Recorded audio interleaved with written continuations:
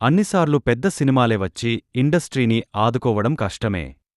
పైగా భారీ సినిమాల సక్సెస్ రేట్ కూడా తక్కువే. అలాంటి సమయంలోనే చిన్న సినిమాల వాల్యూ ఇండస్ట్రీకి తెలుస్తుంది. ఖాళీగా పడి ఉన్న థియేటర్స్కు కళ తీసుకొచ్చేది ఈలో బడ్జెట్ సినిమాలే. ఇప్పుడు ఇదే జరుగుతుంది. ఈ ఏడాది చిన్న సినిమాలు కలెక్షన్ల వర్షం కురిపిస్తున్నాయి. గుంటూరు కారం, కల్కి మినహా పెద్ద సినిమాలు పెద్దగా రాలేదు. సంక్రాంతికి వచ్చిన హనుమాన్ అయినా, సమ్మర్లో వచ్చిన టిల్లు స్క్వేర్ అయినా, సేవియర్స్ మాత్రంలో బడ్జెట్ సినిమాలే. కల్కి తర్వాత కళ తప్పిన బాక్సాఫీస్ను సరిపోదా శనివారంతో గాడిన పెట్టారు నాని.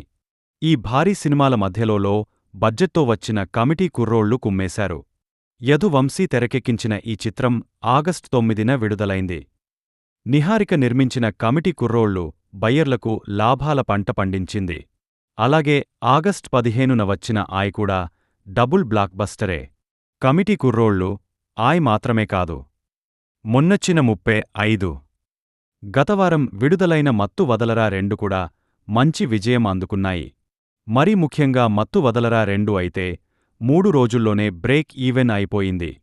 త్వరలోనే శ్రీ విష్ణు స్వాగ్, మ్యాడ్ 2 లాంటి క్రేజీ సినిమాలు రాబోతున్నాయి. మొత్తానికి ఈ చిన్న సినిమాలే బాక్సాఫీస్ను కాపాడుతున్నాయి.